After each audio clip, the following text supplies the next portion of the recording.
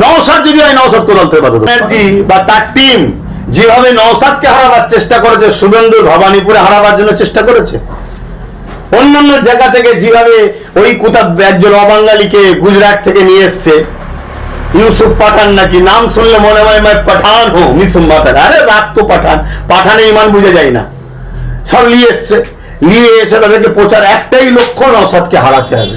তো নওশাদকে হারাবার জন্য যেও চেষ্টা করেছে, ৭৭টা থেকে কমিয়ে ৭টাও কমসে কম কমাবার জন্য চেষ্টা টিএমসি করেছে। অভিষেক কি বললো যে এই রাজ্যে এই কি বলে একটা সিট হলো আমাদের বাড়বে, 14 জায়গায় 15 হবে, সেটা কোনটা? নওশাদ ভাঙো। তাহলে এদের সবার টার্গেট ছিল এটা। তাই আমি বলেছিলাম ওই একটার দিকে টাকাতে গিয়ে তো সব ফসকে যাচ্ছে। খোদার মর্জি দেখো, সব ফসকেই গেল, খোদার মার। এবার আপনি বললেন বিজেপি এসে কি খুশি হয়েছেন? শুনুন, মহান স্রষ্টা আমাদেরকে পরীক্ষার যুগে যুগে নিয়েছে।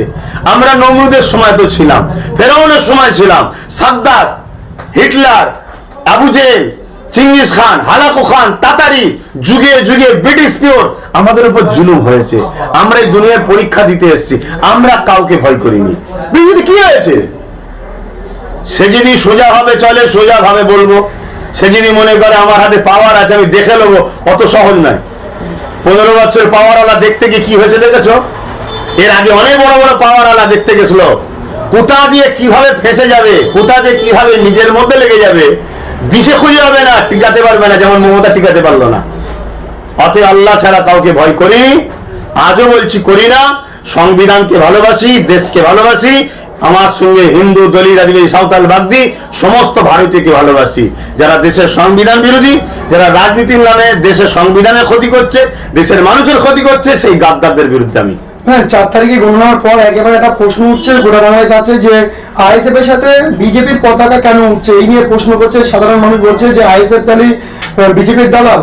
সাধারণ মানুষ বলছে না, টিএমসি বলছে, টিএমসি এটা করিয়েছে, এটা টিএমসি করিয়েছে। আর হয়েছে কোন এলাকা গণে আমি তাও বলে দিচ্ছি, ক্যানিং, মিনাখা, এগুলো শুনছি। কিন্তু আমরা সার্ভে করে খবর পেলাম তাদের একটা কেউ নেতৃত্ব নয়, একটা দুটো নেতৃত্ব যেখানে যেখানে পাওয়া গেছে তাদেরকে আমরা ডেট দিয়েছি, আসো ক্লিয়ার করো কি ব্যাপার। তার মধ্যে একজনকে ক্লিয়ার করতে পারেন, আমরা সঙ্গে সঙ্গে সাসপেন্ড, যা জীবনে সাসপেন্ড করে দিয়েছি। আমি দলকে বলে দিয়েছি যদি ওকে কোনোবারে নেওয়া হয় জেলে, দলের নওশাদ যদি হয় নওশাদ কোদালতে বাধা দেবো।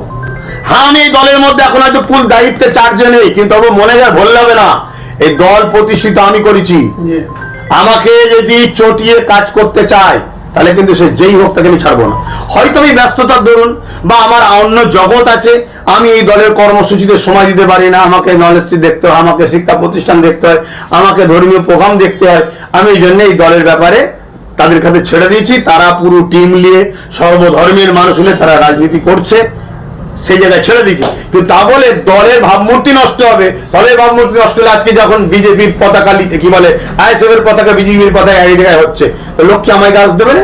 আমাকে গাল দিচ্ছ, তাহলে আমি ছেড়ে দেবো কেন? তবে আমি যেটা আপনাদের মিডিয়ার মাধ্যমে বলবো, এটা সম্পূর্ণ আইএসএফ এর ভাবমূর্তিকে নষ্ট করে দাও, যাতে আগামী দিন বিজেপির অত্যাচারের বিরুদ্ধে আইএসএফ যেন লড়ার শক্তি তৈরি করতে না পারে। আপনারা খেয়াল করে দেখুন তো, আইএসএফ এর যে র্যালি গুলো হয়েছে, যে মিটিং গুলো হয়েছে, বিজেপি করতে পেরেছে, টিএমসি করতে পেরেছে। আইএসএফ এর ছেলেগুলো দেখুন তো কারা দেখুন, 20 থেকে 30-35 একদম সাইজ। এদের যে স্পিরিট, এই স্পিরিটকে বিজেপি ভয় করছে। অতএব দিদি মোদির সেটিং ছিল, আছে। হঠাৎ করে যারা ওই বিজেপি বলে টিএমসির মধ্যে গোষ্ঠীদ্বন্দ্ব ছিল, তারা একটা গ্রুপ যারা টিএমসির হাতে আক্রান্ত ছিল, তারা এই পতাকাগুলোকে নিয়ে নেমে পড়েছে। একদিকে যেমন আইএসএফ কে বদনাম করছে, একদিকে ওরা এই সময় লুটতে শুরু করেছে। সেটা যেখানে যেখানে হয়েছে আমরা কড়া হাতে দমন করেছি। কিন্তু রিপোর্ট যেটা পেয়েছি, একটা তো আমাদের নেতৃত্ব নয়, নেতৃত্বের মধ্যে থেকে একটা রিপোর্ট তার কাছ থেকে খবর পেলাম, সে যখন ক্লিয়ার করতে পারে, একটা বিধানসভার অবজারভার ছিল, সে সঙ্গে সঙ্গে তাকে সাসপেন্ড করে দিয়েছে। তো বিধানসভার অবজারভারের মুখের দিকে তাকাই না, ওরা হয় ওই বিধানসভায় আইএসএফ থাকবে না, তো কি হয়েছে? কিন্তু তা বলে আমাদের দুশ্মনীর সাথে সঙ্গে যারা সংবিধান বিরোধী, যারা অন্যায় করবে, তাদের সঙ্গে কখনো কাঁধে কাঁধ মিলিয়ে চলা আমাদের দ্বারা সম্ভব নয়।